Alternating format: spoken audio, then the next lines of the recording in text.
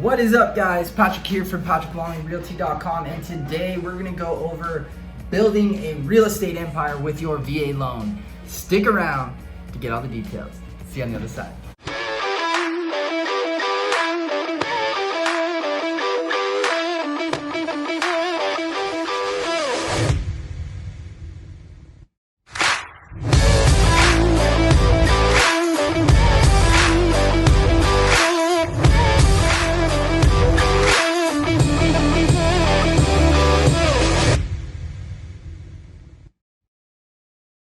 Alright, my people, thank you so much for checking in on this video. So today I really wanted to educate you guys on how to build a real estate empire with a VA loan and how I would do it if I had a VA loan to use. Now, you veterans have well earned that VA loan, but sometimes it is not given with enough guidance to truly understand how you can leverage that VA loan to just build a massive real estate portfolio and build wealth for not only yourself, but your family and your legacy moving forward. So today I'm gonna go over what I would put together as a roadmap of success for building that real estate empire with that VA loan.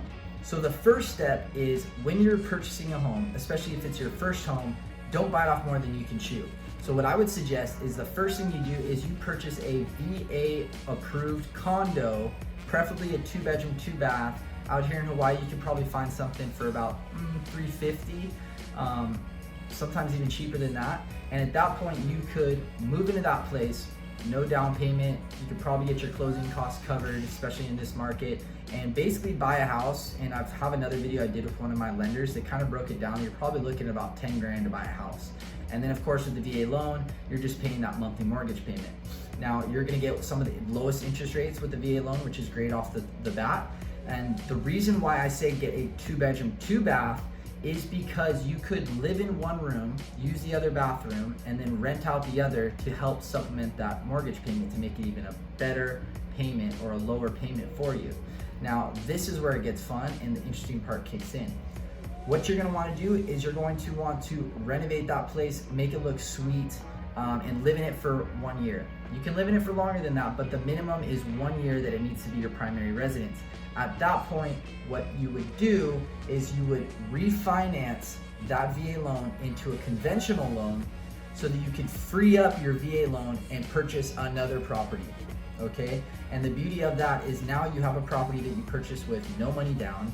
You paid basically 50% of the mortgage payment because you had somebody paying the other side with rent, and you live in it for a year, and at that point you've built equity in it, and I'll show you on my computer some of the crazy math. We'll get into that in a second. And now you have freed up that VA loan, because you can only use it one at a time, by refinancing into a conventional loan. You're then gonna throw renters in here. They're gonna be paying that mortgage payment, and you're gonna go find yourself a new place, preferably a bigger spot or an up leg property, and use that VA loan once again. So maybe you'll purchase yourself a single family home for $600, $650 over in Kapolei or Ewa. And then you're gonna find yourself a 3-bedroom, 2-bath single family home. You purchase with a VA loan. You're gonna have no down payment. You might have a higher mortgage payment, but at that point, what you're doing is you're building that real estate empire, because that's really the game, especially out here in Hawaii. The game is not cash flow, okay? In investing, it's either cash flow or appreciation. Cash flow is very difficult to come by out here in Hawaii because HOA fees can be quite a bugger and be a little pricey, specifically in compared to the mainland. So I always tell my clients, you want to look at this from an appreciation standpoint. Now out here in Hawaii, you're going to see appreciation anywhere between 3 and 6%. So let's take a look at what that looks like on my computer and calculate some numbers. Okay guys, so let's do some calculations here. So how are you going to make money off this property with appreciation? Now, out here in Hawaii, for the last 30 years, we have data that backs this statement. You can see anywhere on average between 3 and 6% appreciation every single year. So for simple math, if you owned $1 million home, you can expect to make 30 to 60 grand every single year in appreciation, in equity, simply for owning that home. That's not even putting, a new kitchen in there, renovating or what have you, simply for owning it and having time on your side. So let's take that same concept. Let's say you purchase a 2-2 condo for $350. Okay, and let's go on the low end. Let's say 4% appreciation every single year. So every single year in equity via appreciation, you are going to make 14 grand. Okay. Now the average person owns a home between 5 and 7 years, and that's usually when you start to see the really fruits of your efforts kicking in, and when you see a better return on your investment. So let's say that you own this for 7 years, you would have made 98 grand in equity just through appreciation, just through time, not through renovating the place. That's another bonus you could do to even increase this amount even more. But the beauty of this, guys, is that someone, if you follow this formula, after a year, you have some renters in there and they're assisting with that mortgage payment, hopefully covering everything or at least close to everything. And basically you're making money in your sleep.